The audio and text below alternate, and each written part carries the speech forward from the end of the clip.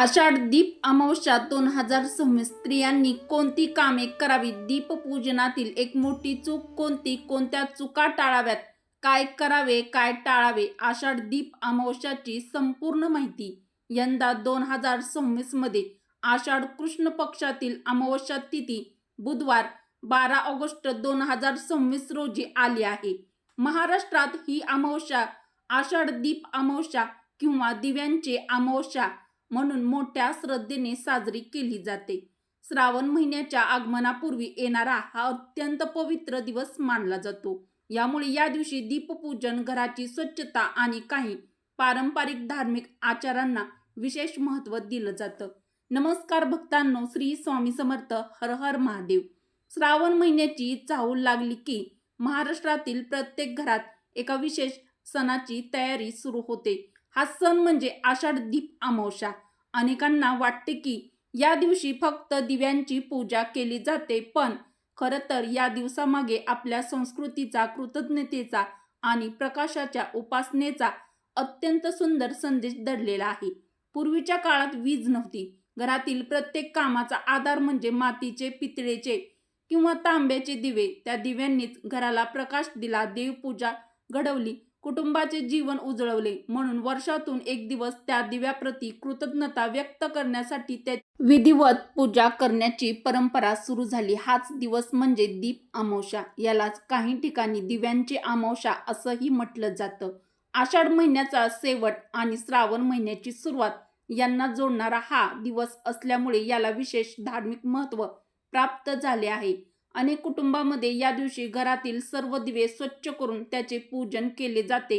हा केवळ एक धार्मिक विधी नसून अंधारावर प्रकाशाचा आणि नकारात्मकतेवर सकारात्मकतेचा विजय दर्शवणारी सुंदर परंपरा आहे. मग या दिवशी दीपपूजन नेमके कसे करावे? स्त्रियांनी कोणती कामे आवर्जून करावीत? आणि दीपपूजन करताना अशी कोणती चूक आहे जी परंपरेनुसार टाळणे शुभ मानले जाते? चला आता याबद्दल सविस्तर जाणून घेऊया. मित्रांनो, आता प्रश्न असा पडतो की दीप अमावस्येच्या दिवशी स्त्रियांनी नेमकी कोणती कामे करावीत? आषाढ दीप अमावस्येच्या दिवशी महिलांनी सर्वात प्रथम ब्रह्ममुहूर्तावरती सकाळी लवकर, जेवढं तुम्हाला शक्य होईल तितक्या लवकर उठून स्नान करावे, स्वच्छ सात्विक वस्त्रे परिधान करावीत, आपल्या देवघरातील देवांची विधिवत पूजा करून घ्यावी, देवघरापुढे तुपाचा दिवा लावावा.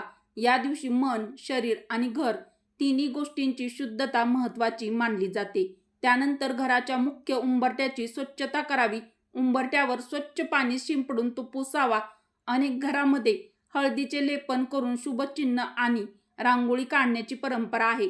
उंबरठा हा घराचे रक्षण करणारा आणि सकारात्मक ऊर्जेचे स्वागत करणारा महत्त्वाचा भाग मानला जातो. यानंतर संपूर्ण घर नीट स्वच्छ करावे. विशेषतः ज्या ठिकाणी धूळ, जळमटे, निरुपयोगी वस्तू साचलेल्या असतील त्या जागा स्वच्छ कराव्यात. स्वच्छ घरातच प्रसन्नता आणि सकारात्मक वातावरण टिकून राहते, अशी आपल्या संस्कृतीतील श्रद्धा आहे. दीप अमावस्येच्या दिवशी स्वयंपाकघराच्या स्वच्छतेला विशेष महत्त्व दिले जाते, कारण हेच घरातील अन्नपूर्णेचे स्थान मानले जाते. म्हणून स्वयंपाकघरातील प्रत्येक कोपरा स्वच्छ करावा. गॅस शेगडी, ओटा, भांडी ठेवण्याची जागा, धान्य ठेवण्याची जागा नीटनेटकी स्वच्छ करावी. जर तुमच्या घरी अन्नपूर्णा मातेची प्रतिमा किंवा मूर्ती असेल तर तिची पूजा अवश्य करावी. तसेच स्वयंपाकघरात हळदीने स्वस्तिक काढून त्यास हळद, कुंकू, अक्षदा आणि फुले अर्पण करावीत.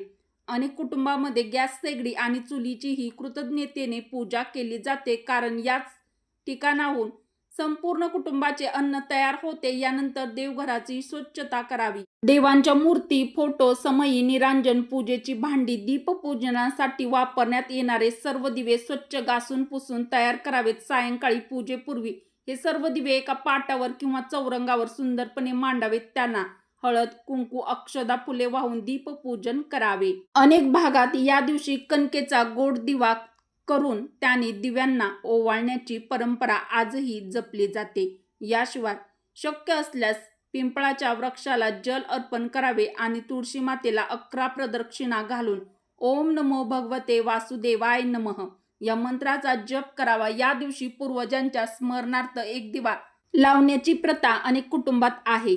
अमावस्या तिथी पितरांचे स्मरण करण्याची तिथी मानली जात असल्यामुळे अनेक जण आपल्या पितरांना श्रद्धेने स्मरण करतात, यथाशक्ती दान धर्म करतात. गरजू व्यक्तींना मदत करणे या दिवशी पुण्यकारक मानलं जातं. आता या सर्व गोष्टी केल्यानंतर दीपपूजन करताना अशी कोणती एक चूक आहे जी अनेक महिलांच्या हातून नकळत घडते आणि परंपरेनुसार ती का टाळावी हे आपण पुढे सविस्तर जाणून घेऊ. आता जाणून घेऊया दीप अमावस्येच्या दिवशी दीपपूजन नेमके कसे करावे. सायंकाळी सूर्यास्ताच्या सुमारास किंवा देवपूजेच्या वेळी सर्वप्रथम देवघरात नियमित पूजा करावी. त्यानंतर दीपपूजनाची तयारी सुरू करावी. या दिवशी घरात वापरले जाणारे मातीचे, पितळेचे, तांब्याचे किंवा चांदीचे जे दिवे असतील ते आधी स्वच्छ घासून ठेवावेत. दिवे स्वच्छ झाल्यानंतर त्यांना एका स्वच्छ पाटावर किंवा चौरंगावर सुंदरपणे मांडावे. शक्य असल्यास पाटाभोवती रांगोळी काढावी, फुलांनी सजावट करावी. यामुळे पूजेचे वातावरण अधिक मंगलमय वाटते. त्यानंतर प्रत्येक दिव्याला हळद, कुंकू, अक्षदा लावाव्यात. सुगंधी फुले किंवा फुलांच्या पाकळ्या अर्पण कराव्यात. अनेक कुटुंबामध्ये दिव्यांना नवीन वात ठेवून तूप किंवा तिळाचे तेल भरले जाते. काही ठिकाणी गोड कणकेचा दिवा तयार करून सर्व दिव्यांना ओवाळण्याची परंपरा आजही जपली जाते. दीप प्रज्वलित करताना मन शांत ठेवावे आणि कुलदैवताचे, इष्टदेवतेचे आणि भगवान विष्णू, भगवान शिव तसेच माता लक्ष्मीचे स्मरण करावे. त्यानंतर आपल्या घरातील परंपरेनुसार आरती करावी.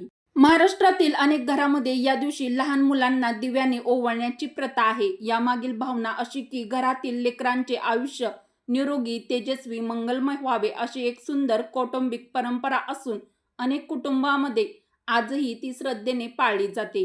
दीपपूजन पूर्ण झाल्यानंतर काही क्षण शांत बसून ईश्वराचे स्मरण करावे. आपल्या घरात सुख, शांती, आरोग्य, समृद्धी नांदावी. अज्ञानाचा अंधार दूर होऊन ज्ञानाचा प्रकाश सर्वांच्या जीवनात पसरावा अशी मनोभावे प्रार्थना करावी. परंतु याच वेळी अनेकांच्या हातून एक अशी चूक घडते जी परंपरेनुसार टाळावी असे सांगितले जाते. तर ही चूक नेमकी कोणती आणि ती का टाळावी याबद्दल सविस्तर माहिती पुढे जाणून घेऊया. आता जाणून घेऊया दीपपूजनाशी संबंधित एक महत्त्वाची गोष्ट जी अनेकांना माहीत नसते. दीप अमावस्येच्या दिवशी सर्व दिव्यांची पूजा झाल्यानंतर ते प्रज्वलित केल्यानंतर अनेकदा नकळत आपण एखादा दिवा इकडून तिकडे सरकवतो, हाताने उचलतो किंवा त्याची जागा बदलतो. अनेकांना ही अगदी साधी गोष्ट वाटते, परंतु महाराष्ट्रातील अनेक घरामध्ये अशी परंपरा सांगितली जाते की एकदा दीपपूजन पूर्ण होऊन दिवे प्रज्वलित झाल्यानंतर शक्यतो त्यांना विनाकारण स्पर्श करू नये, त्यांची जागा बदलू नये. यामागील श्रद्धा अशी आहे की तेवत असलेला दीप केवळ प्रकाश देणारा नसून अग्नितत्वाचे प्रतीक मानला जातो. पूजा झाल्यानंतर त्या दिव्यापुढे भक्तिभावाने प्रार्थना केली जाते. म्हणून दिवा तेवत असताना त्याचा आदर राखावा अशी आपल्या संस्कृतीची शिकवण आहे.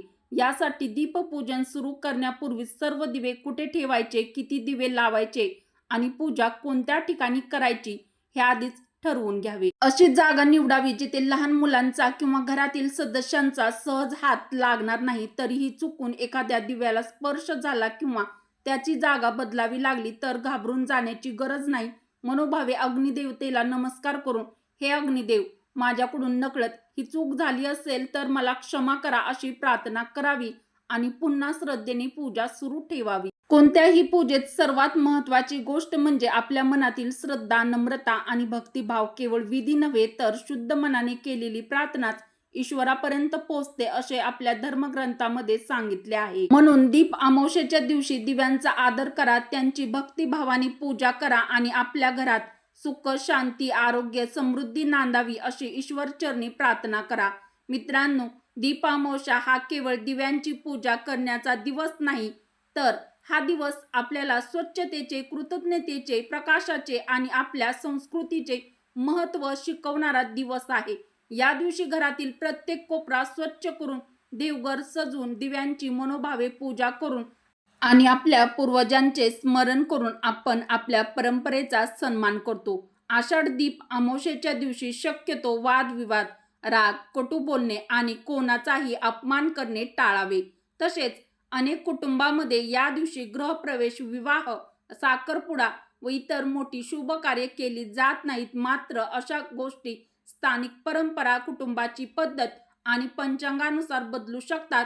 या दिवशी शक्य असेल तर एखाद्या गरजू व्यक्तीला अन्नदान, वस्त्रदान आणि आपल्या सामर्थ्यानुसार मदत जरूर करा. दान करताना रकमेपेक्षा त्यामागील भावना अधिक महत्त्वाची असते.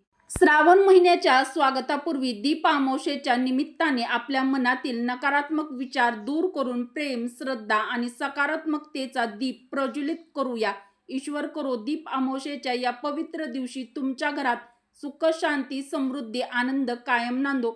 भगवान शिव, माता लक्ष्मी आणि आपल्या कुलदेवतेची कृपा आपल्या संपूर्ण कुटुंबावर सदैव राहो हीच प्रार्थना. तर आजच्या व्हिडिओमधील माहिती तुम्हाला उपयुक्त वाटली असेल तर व्हिडिओला एक लाईक जरूर करा. तुमच्या कुटुंबातील आणि मित्रपरिवारातील सर्वांना ही माहिती शेअर करा. म्हणजेच हा व्हिडिओ शेअर करा जेणेकरून त्यांनाही दीप अमावस्येचे महत्त्व आणि या दिवशी पाळल्या जाणाऱ्या सुंदर परंपरा समजतील. अशाच धर्म, संस्कृती, सण, उत्सवावरील माहितीपूर्ण व्हिडिओसाठी आपल्या चॅनलला मराठी रोहिणी किचनला सबस्क्राईब करा. व्हिडिओ शेवटपर्यंत पाहिल्याबद्दल धन्यवाद. पुन्हा एकदा भेटू परत एखाद्या माहितीपूर्ण व्हिडिओमध्ये. व्हिडिओ शेवटपर्यंत पाहिल्याबद्दल तुम्हा सर्वांचे मनापासून धन्यवाद. श्री स्वामी समर्थ. जय श्रीकृष्ण. जय माता लक्ष्मी. बेल आयकॉन प्रेस करा म्हणजे नवीन व्हिडिओची सर्वात आधी नोटिफिकेशन तुम्हाला मिळेल.